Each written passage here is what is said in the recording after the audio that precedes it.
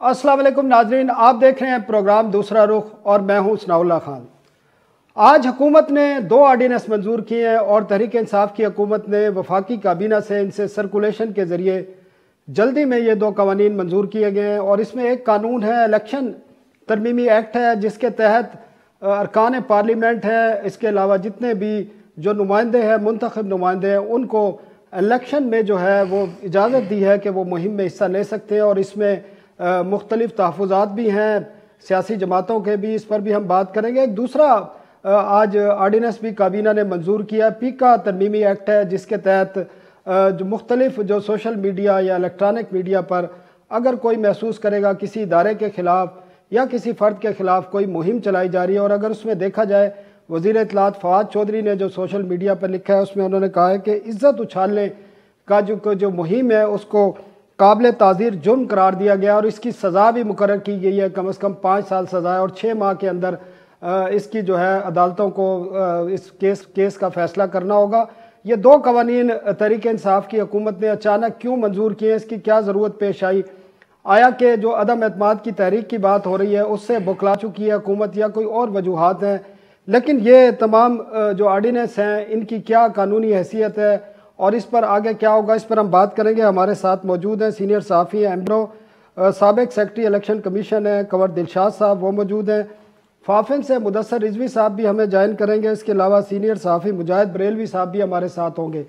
तो सबसे पहले हम कंवर दिलशाद साहब के पास चलते हैं। कंवर साहब, आपने मीडिया के ज़रिए सुन ही लिया होगा कि हुकूमत आज एक आर्डीनेंस लेकर आ रही है, इलेक्शन अमेंडमेंट आर्डीनेंस 2022 जिसको कहा गया है, और काबीना से आज सर्कुलेशन के ज़रिए हंगामी बुनियादों पर इसकी मंजूरी लेकर भेजा गया और इसमें इजाज़त दी गई है कि अरकान पार्लियामेंट है या सूबाई असम्बली के अरकान है या कौमी असम्बली के हैं या सेनेट के हैं। और जिस तरह मैं पढ़ रहा था कि मुझे तो लगता है कि वज़ीर आज़म को भी, गवर्नर्स को भी, वज़ीर आला को भी, इनको भी इजाज़त होगी। और लगता यह है कि जिस तरह मेंशन नहीं किया गया, सरकारी मुलाजिम भी इंतखाबी मुहिम में हिस्सा ले सकते हैं। तो कैसे देखते हैं आप इस तमाम अमल को? माजी में देखते रहे हैं, माजी में कोई ऐसा कानून आया है कि बग़ैर इलेक्शन कमीशन की राय के, बग़ैर तमाम सियासी जमातों के से कंसल्टेशन के इस किस्म का कोई कानून लाया गया हो? देखा जी, हुकूमत पाकिस्तान ने जो ज़ाब्ता इखलाक के बारे में जो मजवजा आर्डीनेंस मंजूर करवाने के लिए जो कैबिनेट से अप्रूवल दी है, इसको अगर हम थोड़ा सा पस मंजर में देखें तो ये नजर ये आ रहा है कि जुमे के रोज कौमी असम्बली का इजलास तलब हो रहा था, लेकिन उन्होंने अचानक उसको मुलतवी कर दिया और ये गालबन 25 फरवरी को कौमी असम्बली का इजलास हो रहा है। तो इस अरसे में इन्होंने ज़ाब्ता इखलाक में तरमीम करने के लिए उन्होंने आर्डीनेंस की तैयारी कर रखी। अब आर्डीनेंस जारी हो जाएगा, लेकिन सबसे अहम बात जो मैं हुकूमत पाकिस्तान को, आपकी उस्ताद ये कहना चाहते हैं कि ठीक है, आप ये सवाबदीद पर है और ये जो हमारा मौजूदा ज़ाब्ता इखलाक है इस पर बहुत सी सियासी जमातों को भी, बाकी पार्लिमानी सियासी जमातों को भी अब तहफ़्फ़ुज़ात हैं और तहफ़्फ़ुज़ात रहे हैं। लेकिन इसके साथ साथ जैसे कि उन्होंने सेक्शन 232 तो हमारा बहुत इंपॉर्टेंट सेक्शन है, लेकिन जो 200 जो कोड ऑफ कंडक्ट को कवर करता है और 234 जो कोड ऑफ कंडक्ट को कवर करता है, इसमें इन्होंने तरमीम कर ली है। लेकिन इसमें अहम बात यह है, इसमें तो जिक्र ये हुआ है कि कोड ऑफ कंडक्ट होगा और इलेक्शन कमीशन पाकिस्तान इस ज़ाब्ता इखलाक तैयार करेगा सियासी जमातों की मशावरत से। और सियासी अब जो मौजूदा हमारा ज़ाब्ता इखलाक प्रिंसिपल जो है बकायदा नाफिज है, इस पर इलेक्शन कमीशन ने बड़े अहम फैसले भी किए हैं, काफी लोगों को सजाएं भी दी हैं। तो वो तमाम सियासी जमातों की मशावरत से बनाया गया था ज़ाब्ता इखलाक। तो अब इस मौजूदा जो एक मजवजा जो ऑर्डिनेंस जारी हो रहा है, तो अब इलेक्शन कमीशन का तैयार करदा ज़ाब्ता इखलाक कागज़न करार दे दिया गया है, क्योंकि इसमें उन्होंने लिखा होता कि वज़रा, मिनिस्टर, मेंबर कौमी असम्बली, सूबाई असम्बली, सेनेटर, जो भी इस हल्के के लोग हैं वो उसमें जाने का ममनुआ दिया गया, तो फिर सजा तस्वर की गई थी। अब ये अगर इलेक्शन कमीशन के लिए तो सबसे बड़ा सवाल निशान ये बन गया कि आपने जो बनाया था ज़ाब्ता इखलाक सियासी जमातों की मशावरत से, वो तो हमारा ऑर्डिनेंस के जरिए जो है खत्म हो गया। तो अब ये एक बड़ा सवालिया निशान बन जाएगा। एक और बड़ी बात, चले हुकूमत पाकिस्तान ने अपना एक मजबूत ऑर्डिनेंस जारी करने का स्कीम बना लिया, जारी भी हो जाएगा, लेकिन हुकूमत के जो वज़रा हैं या कानूनी आईनी माहिरीन की उनकी नजर मानी गई जो इलेक्शन एक्ट 2017 का सेक्शन 168, 169, 170, उसमें ये लिखा हुआ है कि ये जो अगर सियासी जमातों के किसी पार्लियामेंट ने या मिनिस्टर ने या गवर्नमेंट ने वोटर्स को तरगीब दी, लालच दिया या उनको किसी तरीके से डेवलपमेंट का ऐलानात किए गए, तो वो करप्ट प्रैक्टिस के जिम्मे में आ जाएंगे। अब अगर ये रोजरा जाते हैं सियासी जलसों में, अपनी कैंपेन चलाते हैं, ये तो अगर उन्होंने वहां तरगीब दी कि हम बिजली दे देंगे, गैस दे देंगे, तो वो तो थोड़ा सेक्शन 168 की जद में आ जाएंगे। तो ये अभी तरमीम कर रहे हैं, उसको भी हज़फ कर दें 168, 169, 170, वो भी आप हज़फ कर दें। अगर उसको हज़फ नहीं करेंगे तो इलेक्शन कमीशन पाकिस्तान की सेहत पर तो कोई असर नहीं पड़ेगा। कहे ठीक है, ज़ाब्ता इखलाक की तो हमने, आप जाएं तकरीरें करें, लेकिन अगर आपने वहां तरगीब दी, लालच दिया, अब लोगों को रोजगार देने के लिए हेल्थ कार्ड दिया, एजुकेशन कार्ड दिया, तो वो तरगीब भी आ जाएगी, हम आप इलेक्शन ले लेंगे, वो उसकी है 3 साल की। कंवर साहब, तो ये कंवर साहब किया है। जी बताइए। ठीक है कंवर साहब, एक बात और बता दीजिए हमें कि माजी में कोई ऐसी मिसाल है कि इस किस्म का कोई ऑर्डिनेंस आया हो और जो ज़ाब्ता अखलाक पहले से मौजूद हो, वो तो अब आपकी बात से मैं इत्तेफाक करता हूँ वो तो ख़त्म हो गया, तो माजी में भी कोई ऐसी मिसाल है? नहीं, ऐसा ये ऑर्डर्स की ज़ाहिर इलेक्शन कमीशन पाकिस्तान में बहुत बड़ा आईनी इदारा है, उनके पास भी वसी इख्तियारात हैं, लेकिन इसमें जो हुकूमत को जो ऑर्डर्स जारी करने की जरूरत पेश आई वो लोकल गवर्नमेंट के लिए किया है उन्होंने, कि लोकल गवर्नमेंट के इलेक्शन अभी 4 महीने में मुकम्मल हो जाएंगे, शुरू हो जाएंगे जून जुलाई में। तो इस ऑर्डिनेंस की जो म्याद है वो जी पंजाब में होने जा रहे हैं ना, पंजाब में और केपी में भी दूसरा मरहला होना है, बिल्कुल सही। और इलेक्शन कमीशन पाकिस्तान इसके बारे में अपने तहफ़्फ़ुज़ात का इज़हार भी करेगा और इसके बारे में अपनी पॉलिसी स्टेटमेंट भी जारी करेगा, क्योंकि वो उन्होंने बनाया था सियासी पार्टियों की मशाल। तो ये बड़ा एक सवालिया निशान बन गया। लेकिन चाहिए था कि उसके बारे में इलेक्शन कमीशन को तजवीज़ पेश कर देते कि जनाब हमारी तजवीज़ ये है। तो ये मेरा ख्याल है कि अगर किसी ने हाई कोर्ट सुप्रीम कोर्ट में दरख्वास्त पेश कर दी तो ऑर्डर्स मंसूख हो जाएगा, कानून करार दे दिया जाएगा। लेकिन इलेक्शन कमीशन ने तो कंवर साहब आपका पॉइंट आ गया। हमारे साथ एमबी सोमरो साहब भी बैठे हैं। एमबी, आप क्या समझते हैं, ये जो एक्ट आया है तरमीमी एक्ट, अब तो ये सदर ने साइन करना है और आइंदा 1-2 रोज़ में, और आज ही शायद किसी वक्त, क्योंकि जितनी जल्दी से ये किया गया है तो लगता है सदर भी फ़ौरन साइन करेंगे। तो आप इसको कैसे देखते हैं, कॉन्स्टिट्यूशनल हवाले से भी, ज़ाब्ता अखलाक के हवाले से, इलेक्शन कमीशन के हवाले से भी? तो ये तो एक लगता है कि इस मुल्क में अब सबको इजाज़त मिल गई है कि जो चाहे जाके इंतखाबी जो जलसे हैं मुहिम में हिस्सा ले सकता है और जो ऐलान करना चाहे कर सकता है। इलेक्शन कमीशन अब कुछ नहीं करेगा। जी, अभी देखा जाए ना तो ये उस वक्त ऑर्डिनेंस जारी किया गया है जब खैबर पख्तूनख्वा में दूसरे मरहले में और पंजाब के पहले मरहले में इलेक्शन होने जा रहे हैं बल्दियाती।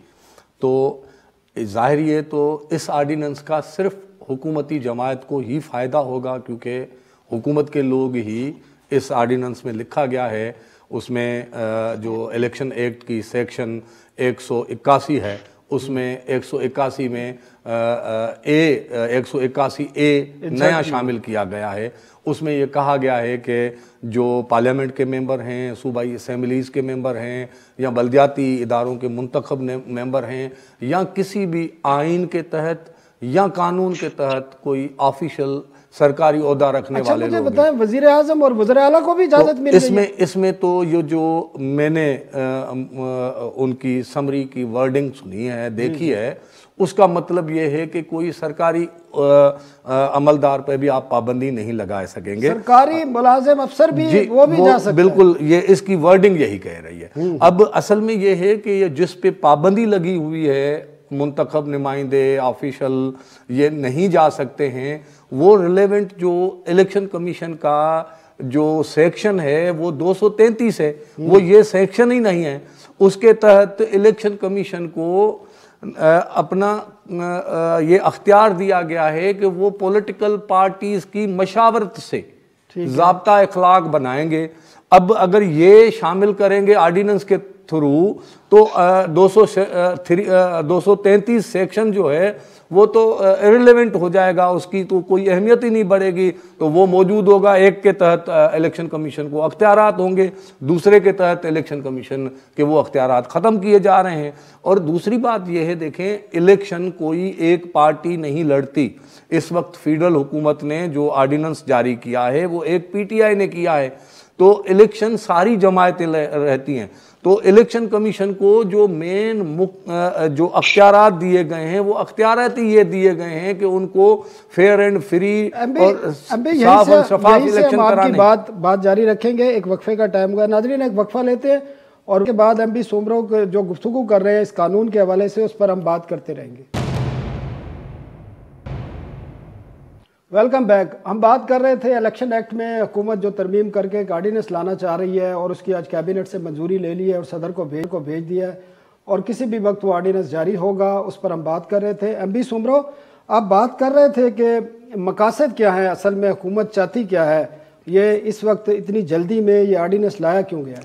देखें, ये पंजाब और खैबर पख्तूनख्वा में जो बलदियाती इलेक्शन आ रहे हैं, होने जा रहे हैं, उसके लिए ही लाया गया है। क्योंकि खैबर पख्तूनख्वा के जो पहले मरहले में इलेक्शन हुए हैं वो हुक्मरान जमात पीटीआई को उसमें शिकस्त हुई है और अपोजिशन और उनके कई वज़रा को, स्पीकर को, सबको नोटिस भी जारी हुए, नियर अबाउट अपोजिशन उनसे ज़्यादा सीटें ले ली हैं पहले मरहले में। तो उनको अब पंजाब हर सूरत में जीतना है।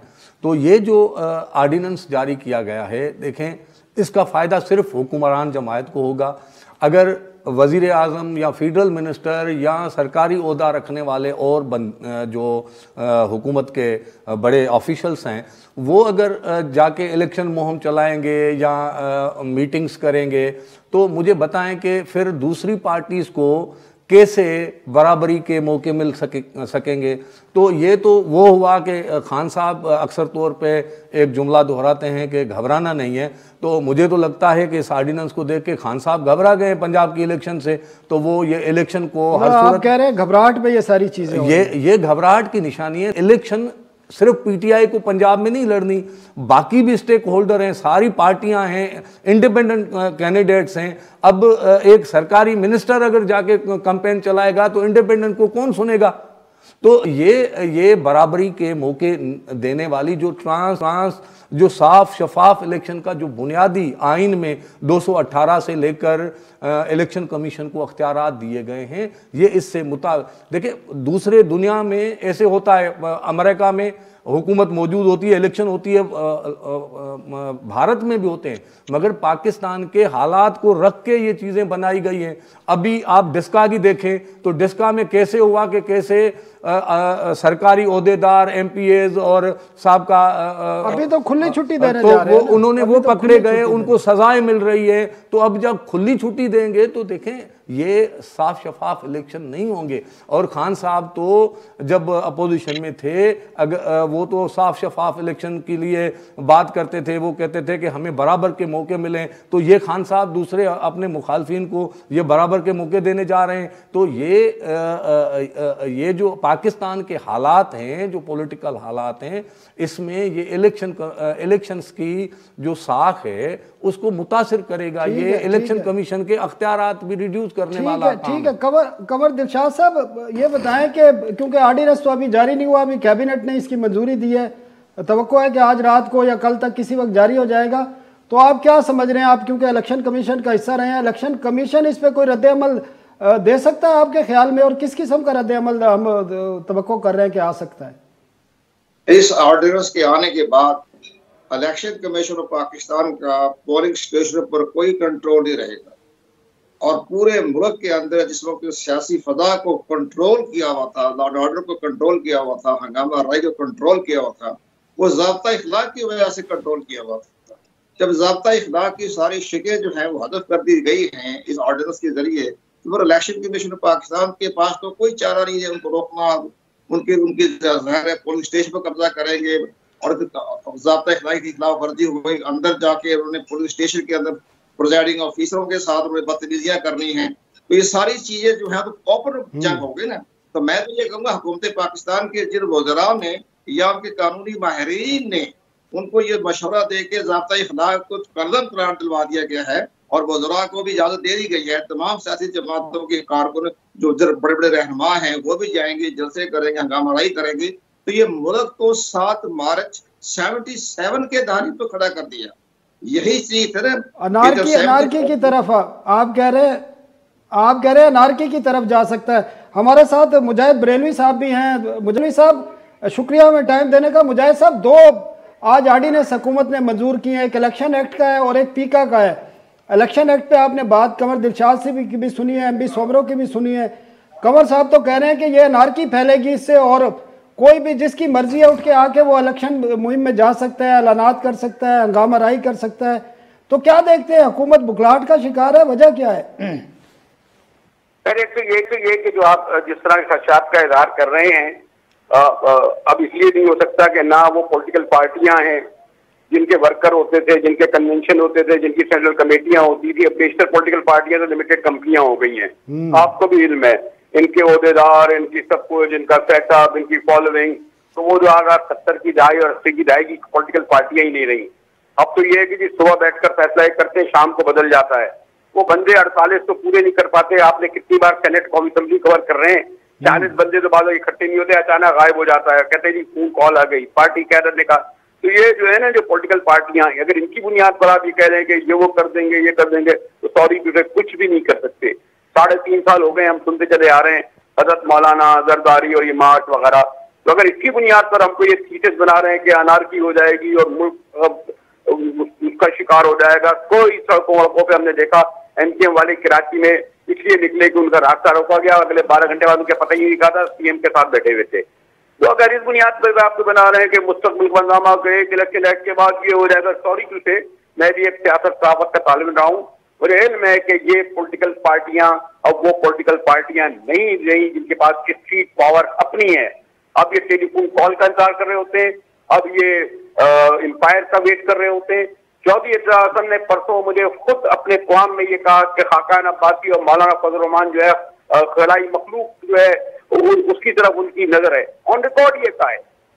तो ये बात है कि जी हम ये समझे, ये मैंने आपसे कहा ना, इसका मतलब ये तो नहीं है कि जो हुकूमत मर्जी किसी किस्म के कवानीन ले आए। इसमें इलेक्शन कमीशन भी बैठा है, आईनी इदारा। मैं इस एक्ट पे बात कर रहा हूँ जो इलेक्शन एक्ट। नहीं, अब आप बात करें एकेडमिक, अब ये अब आप बात ये करें कि एकेडमिक इलेक्शन, अब पहले तो अभी तक हमारी ये तय नहीं हुआ कि इलेक्शन कमीशन को पास पावर है, ये सुप्रीम कोर्ट के पास है या हुकूमत के पास है।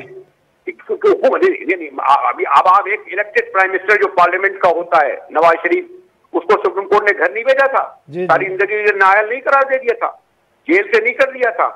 बताइए, यही सवाल उठता था, क्या एक इलेक्टेड प्राइम मिनिस्टर को सुप्रीम कोर्ट बाहर भेज सकती है? इलेक्शन कमीशन को तो मानते ही नहीं है, कहते हैं इलेक्शन कमीशन को कितनी बार डांट चुके हैं सुप्रीम कोर्ट वाले, वो वाले उनकी क्या हुकूमत वज़रा भी डांट चुकी है। वज़रा तो बात यह कि इलेक्शन का कौन सा इलेक्शन इंडिपेंडेंट, हमने इलेक्शन कमीशन नहीं देखे पास के, क्या किस तरीके से रेफरेंडम होते रहे, किस तरह इलेक्शन कराते जाते रहे, किस तरह वोटिंग होती रही। तो सॉरी टू से इस वक्त तो जो मुझे लगता है कि शायद ट्राई का वापस तो नहीं आ रहा, मैं नाम लेना नहीं चाहता, सॉरी, जो हम बार बार इस्टेब्लिशमेंट और ये जो बात कर रहे होते हैं, मतलब सूरत हाल इसी किस्म की है जो बुखलाहट नजर आ रही है। लगता यह है कि तहरीक इंसाफ की हुकूमत के लिए मसाइल आ रहे हैं और वो बुखलाहट में इस किस्म के फैसले कर रही है। आप ये कहना चाह रहे हैं? नहीं, मैं देखिए घबराहट वगैरह देखिए 3.5 साल निकल गए हैं और सबको पता है कि जी हुकूमत किसके कहने पे चल रही है। इमरान खान साहब एक 1 मैन पार्टियां होती हैं, इनके रातों रात वफादारियां बदल जाती हैं। वो आप खसिंजरानी से लेके 64 सेनेटर खड़े थे, 14 गायब हो गए, पता ही नहीं कहाँ चले गए। गीलानी साहब है, तो ये तो पार्टियां बने, आपने कहा ना, तो उसूली सियासत, तो नजरियाती सियासत, तो कमिटमेंट सियासत, हम लोगों का ट्रस्ट ही बदल गया है। वरना इतनी महंगाई कि अब तक लोगों को सड़कों पर आगे लगानी जगह जानी चाहिए थी। क्यों नहीं लोग निकल रहे? क्योंकि उनको ट्रस्ट नहीं है इन पॉलिटिकल पार्टीज पर। जी चलो सर हम एक ब्रेक लेते हैं और ब्रेक आपसे गुफ्तगू का सिलसिला जारी रखेंगे एक ब्रेक के बाद। वेलकम बैक नाज़रीन। इसी समय हम बात करेंगे पीका एक्ट में हुकूमत ने तरमीम की, आज जो 2 ऑर्डिनेंस मंजूर किए हैं काबीना ने। इसमें एक पीका एक्ट भी है, पाकिस्तान इलेक्ट्रॉनिक क्राइम्स एक्ट है 2016, और उसमें कोई नई शिकें शामिल की हैं और ख़ासकर सोशल मीडिया और इलेक्ट्रॉनिक मीडिया के हवाले से जो बातें आ रही थी कि FIA और हुकूमत क्रैकडाउन करने जा रही है, उस हवाले से ये बड़ा अहम एक्ट है। मोहसिन बेग वाले वाक़े के बाद ये फौरी तौर पर यह एक्ट आया गया और इसके तहत किसी की भी क्या इदारा है या कोई इंडिविजुअल है उसकी इज़्ज़त उछालना, जो वज़ीर इत्तलात ने लफ्ज़ यूज़ किया है, इज़्ज़त उछालने पर इसको काबिल ताज़ीर जुर्म करार दिया गया है। 5 साल की सज़ा भी रखी गई है और इसके साथ साथ अदालतों को पाबंद किया गया है कि 6 माह के अंदर अंदर वो इस पर फैसला भी देंगे। मुजाहिद बरेलवी साहब, क्या समझते हैं इस किस्म के कवानीन से ये चीज़ें रोकी जा सकती हैं जो सोशल मीडिया और इलेक्ट्रॉनिक मीडिया पे आ रही हैं, और जो मोहसिन बेग वाला वाक़या हुआ है और जो गुज़श्ता 3-3.5 साल के दौरान होता रहा है, सहाफ़ियों को गोलियां भी मारी गई हैं, सहाफ़ियों को अगवा भी किया गया है, कोई उनका मुजरिम नहीं पकड़ा गया और इस किस्म के वाक़यात आ रहे हैं।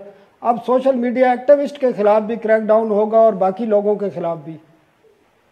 देखिए, मैं तो थोड़ा सा पास में ज्यादा नहीं जाता, लेकिन मैं तो थोड़ा सा हिस्ट्री का आदमी हूँ ना, तो ये तो एक तसलसल चला आ रहा है ना, जो जरदारियों और शरीफों और मुशर्रफों के पार्टियों और लोगों जो कुछ करते रहे, आज हम सब भुगत रहे हैं ना। और फिर सबसे बढ़कर ये कि जो हमारी तंजीमें थी, निसार उस्मानी और बलना, और जो क़यादत होती थी, खड़ी होती थी, 50 लोग होते थे, हिम्मत नहीं होती थी, सबसे बड़ी आज ये इसलिए हो रहा है कि खुद हमारे इदारे कमजोर हुए हैं, हमारी तंजीमें कमजोर हुई हैं, हमारे क्लब कमजोर हुए हैं, इसलिए इन्हें जो चाहे वो कर रहे होते हैं। तकसीम दर तकसीम से हम लोग गुजर रहे हैं। और सबसे बढ़कर ये कि एक मीडिया एस्टेब्लिशमेंट आ गई है। पहले जो APNS CPNE खड़े होते थे, अब आपके ये जो मीडिया एस्टेब्लिशमेंट का मैं इस्तेमाल कर रहा हूँ, कोई घी वाला आ गया, कोई तेल वाला आ गया, कोई केक वाला आ गया, कहाँ के लोग मालिकान बन गए। आपको तो माशाल्लाह आप जिस इदारे में वहाँ अभी तक प्रोफेशनल लोग आवाज है, अब तो आपको नहीं पता कि चैनलों में जो एंकर जो रिपोर्टर बैठे होते हैं, जो एंकर बैठे होते हैं। नहीं सर, मुजाहिद साहब माफी चाहता हूँ, मैं इस एक्ट पे बात करना चाह रहा हूँ जो पीका एक्ट में तरमीम की गई है, इसके क्या असरात होंगे और हुकूमत को ये जरूरत क्यों पेश आई है? इसलिए फर्क नहीं पड़ता कि ऑलरेडी हम पाबंद है मालिकान के। साहब मैं आपको समझा रहा हूँ, पहले हमारी लड़ाइयाँ होती थी हुकूमतों से, आज हमारी लड़ाई पहली मालिकान से भी तो है कि हमें नहीं इजाजत देते वो। मुझे बताइए कोई हम उसके बगैर। लेकिन देखे मैं तो इस चीज पे बिलीव करता हूँ कि अगर आपने साफत सही करनी है तो आपको भूखा रहना पड़ेगा, सच बोलने के लिए भूखा रहना पड़ता है। लेकिन मसला ये है कि अब सच बोलने की कि आपको सजा भी मिलेगी, अब तो ये चीजें सामने आ गई हैं। नहीं, सच बोलने के लिए सजाएं भुगते सनाउल्लाह और मुजाहिद बरेलवी, और ये बनाए अपनी बिल्डिंग और एम्पायर, ये जाए। ठीक है मुजाहिद साहब MB सोवरो भी हमारे साथ मौजूद है। MB, ये जो पीका एक्ट में तरमीम की गई है, इसका क्या मकसद है और फौरी इतना हंगामी बुनियादों पर इसकी ज़रूरत क्यों पेश आई? पहले से कवानीन मौजूद थे जिनके तहत लोगों को देखा जा रहा था, अब क्या वजह है? जब ये पीका एक्ट मंजूर हुआ था, मुझे याद है 2016 में, जी मुझे याद है कि अक्सर पार्लियामेंटेरियंस ने इसको काला कानून करार दिया था और कहा था ये बहुत सख्त, मुस्लिम लीग नून लेके आई, ये बहुत सख्त कानून है, इस तरह का कानून मंजूर नहीं होना चाहिए। अब इसी में ही जो तरमीम आई है, आप पूछ रहे हैं कि उसके असबाब क्या हैं। जाहिर है कि ये जो खातून अव्वल पे और मोहसिन बेग वाला मामला सामने आया है, उसके बाद ये आया है। तो ये मतलब ये हुकूमत जब अपने ऊपर तनकीद आ रही है तो इस तरह का सोच रही है। जब वज़ीर आज़म खुद बिलावल भुट्टो को मर्द के बजाय औरत करके पेश करते हैं, जब वज़ीर आज़म ने खुद अभी अपोजिशन के रहनुमाओं के खिलाफ, कल मंडी भाउद्दीन की तकरीर जी नहीं, अपोजिशन के रहनुमाओं के खिलाफ अभी केसेस अदालतों में चल रहे हैं, मगर खान साहब खुद जज बन के उन्होंने फैसला अपने जहन में कर दिया है कि ये दुनिया के सबसे ज़्यादा करप्ट हैं, दुनिया के सबसे ज़्यादा मुजरम हैं, ये इस तरह के हैं। जब प्राइम मिनिस्टर इस तरह करें, मरियम नवाज शरीफ के लिए क्या नहीं बोला गया, या और जो ख़वातीन हैं, इवन आसमा जहांगीर साहबा का आप ट्विटर अभी भी देख लें तो उनको क्या नहीं कहा गया। तो जब अपने ऊपर मामला आए और ट्विटर अकाउंट पे सबसे पहले शुरुआत किस तरफ से की गई, तो ये जो देखें कि सोशल मीडिया पे किसी की भी इज्जत नहीं उछालनी चाहिए, ये गलत बात है, मगर सरकार को हर एक शहरी पर इस तरह रिएक्ट करना चाहिए। ये नहीं करना चाहिए कि जब अपने ऊपर तनकीद हो तो वो बर्दाश्त नहीं करेंगे, उसके लिए कानून आ जाते हैं। बाकी जब दूसरों के पगड़ियां उछाली जाएंगी और सरकारी हुकूमती ओहदेदारान रोज प्रेस कॉन्फ्रेंस करके फैसले सुना रहे हैं, फैसले अदालतों को करने हैं, कोई करप्ट है, किसने करप्शन की है या नहीं है, 3.5 सालों से रोज फैसले सुनाए जा रहे हैं, क्या ये इज्जत उछालना नहीं है? तो सरकार को तहम्मुल और बहुत ही जिम्मेदाराना किरदार अदा करना ठीक है एमपी, हमारा एक ब्रेक का वक्त। नाज़रीन एक कमर्शियल ब्रेक लेते हैं, उसके बाद जो दीगर इशू हैं उन पर भी बात करेंगे। Welcome back. नाज़रीन आपको मालूम है कि जैसे इस वक्त जो पेट्रोल की कीमतें हैं, इस वक्त मुल्क में तारीख की बुलंद सतह पर हैं, 160 रुपये लीटर पेट्रोल है, इसी तरह डीजल की कीमतें भी बुलंद तरीन सतह पर हैं और पब्लिक ट्रांसपोर्ट के किरायों में भी इजाफा हो रहा है, जिसके मल्टीपल इफेक्ट आएंगे। खाने पीने की अशिया भी महंगी होंगी और बाकी भी जो अशिया हैं उन पर भी फ़र्क पड़ेगा। हमारे साथ मौजूद हैं chairman Pakistan public transport association Asmatullah Khan साहब। असमत साहब बहुत शुक्रिया। असमत साहब, क्या इफेक्ट, कितना आप किराया बढ़ाने जा रहे हैं और इसके इम्पैक्ट आपको पता है कि फिर किस तरह आएंगे? पाकिस्तान में महंगाई भी बढ़ेगी, इन्फ्लेशन भी होगा, और आपका जो सेक्टर है उसमें क्या इम्पैक्ट आ रहा है इसका?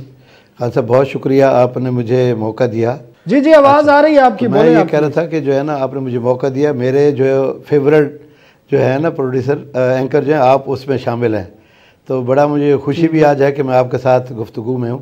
देखें आज से 4 महीने पीछे चले जाएं आप, तो कोई भी इसमें रेट का कोई फ़र्क नहीं पड़ा। डीजल मुसलसल जो है हर महीने 3 से 4, 5, 4, 5, 6, 8, और अब आके हमने, हमारी जो हिम्मत थी वो जवाब दे गई, तो हमने आके अब जो है जो करीबी स्टेशन है, जैसे लाहौर से सरगोदा हो गया, फैसलाबाद हो गया, साहिवाल हो गया, इस तरह करके इनके 50 रुपये, और जो दूसरे जो जैसे मानसेरा है, पेशावर है, या भावलपुर है, या कराची, इस तरह कोयटा है, उनका हमने 100 रुपये बढ़ा है। तो ये कब से इम्प्लीमेंट किया है? कब से बढ़ा है? कल से शुरू है जी। और दूसरी बात ये है, नाजरीन बस 1 मिनट असमत साहब, नाजरीन को हम बताते चलें कि पब्लिक ट्रांसपोर्ट के किरायों में कल से इजाफा किया जा रहा है। पेट्रोलियम मसनूआत की कीमतों में इजाफे से 50 रुपए से 200 रुपए तक आप बता रहे हैं। 50 रुपए से 100 रुपए तक। टाइम बहुत थोड़ा है, मैं कुछ बातें आपसे गोशगुजार। जी बताएं। तो असल बात पता है कि जी, हम लोग जो है जब भी ऐसा कोई अमल आता है, क्योंकि बीइंग पाकिस्तानी, क्योंकि हमने पब्लिक के साथ रहना होता है, पब्लिक के साथ ही हमारे तमाम मामलात होते हैं, तो हम ये कोशिश करते हैं कि जो भी हम भी चलें और हमारी गाड़ियाँ भी चलें और जो है पैसेंजर भी हमारे साथ। तो इसमें अभी देखें अवाम बहुत इस वक्त शऊर रख रही है, उनको पता है कि जी ये किराया 50 या 100 रुपये को ज़्यादा नहीं है। जिस तरह के जिस रेशो से डीजल की कीमतें, मैं रिक्वेस्ट कर रहा हूँ ना जी, पर किलोमीटर नहीं, एक पैसेंजर के एक अगर किराया 500 रुपये जहाँ पे था वहाँ हमने 550 किया है। इस तरह बहुत थोड़ा सा ये माइनर सब 1% या 2% तकरीबन बनता है। मेरी रिक्वेस्ट पूरी सुन ले पहले। मैं ये कहना चाह रहा हूँ कि जो है हमारा जो इस वक्त हम जिस मुश्किल से गुजर रहे हैं ना जी, हुकूमत ने कभी भी हमारा साथ नहीं दिया। हमने हर जगह पे पब्लिक ट्रांसपोर्ट एक ऐसी ट्रांसपोर्ट है, ऐसा इदारा है जो हर वक्त हुकूमत के साथ हर जगह पे सबसे ज़्यादा टैक्स पेयर हम लोग हैं। और अभी ये कोरोना आया, सबसे ज़्यादा कोऑपरेटिव हम लोग थे। जिस तरह की हदायत आती रही हमारे जो थे, अब हम उन सारी चीज़ों से निकल, उसके बावजूद हुकूमत ने कहीं भी हमें रिलीफ नहीं दिया। वाहिद ऐसा एक इदारा है जिसको हुकूमत ने आज तक नहीं पूछा। बातें तो सारी हर जगह हो रही हैं।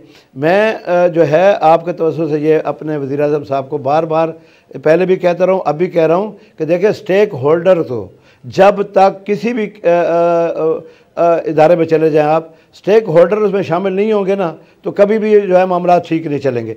हम लोग देखिए हमारे एक बात बताएं, ये जो किराया इजाफा किया जा रहा है आपकी तरफ से कल से, आपको मुतलका जो अथॉरिटीज़ हैं, ट्रांसपोर्ट अथॉरिटी सरकारी, उनकी तरफ से आपको अप्रूवल मिल गई है या डिमांड इतनी थी आपकी या मिल गई आपको? हमारी डिमांड ये है और हम लोग इस देखें ना, अगर हुकूमत हमें कोई फैसिलिटीज़ देती है तो फिर हमें ये कहना कि किराया ना बढ़ाओ।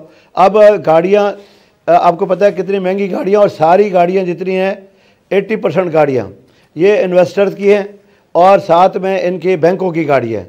अब अगर इतना हमने, अच्छा जब गाड़ी हमारी निकलती है अपने स्टैंड से, हमारे 2 कैटेगरीज के हैं, एक सी क्लास और एक डी क्लास। सी क्लास जो है गवर्नमेंट जो है जिनको चला रही है बस स्टैंडों को, और डी क्लास वो स्टैंड है जिनको हम लोग चला रहे हैं।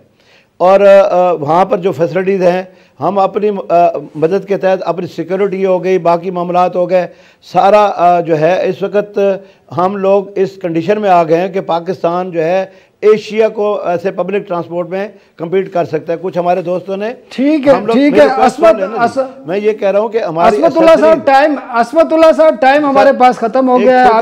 आपकी बात जो जी बिल्कुल एक सेकंड में ये है कि जो अगर हुकूमत जो है हमारी इसको इंडस्ट्रीज डिक्लेयर कर दे, इसमें बहुत सारे मामलात हुकूमत के साथ बैठकर हो जाएंगे। ठीक है असमतुल्ला खान साहब, बहुत शुक्रिया। नाज़रीन, आपने सुना कि कल से मुल्क भर की पब्लिक ट्रांसपोर्ट के किरायों में इजाफा कर दिया गया है और हुकूमत से बाकायदा इसकी इजाज़त ली गई है। 50 रुपये से 100 रुपये फी सवारी इजाफा कर दिया और इसकी वजह पेट्रोलियम मसनूआत की कीमतों में इजाफा बताया गया है। कल तक के लिए हमें इजाज़त दीजिए। अल्लाह हाफिज़।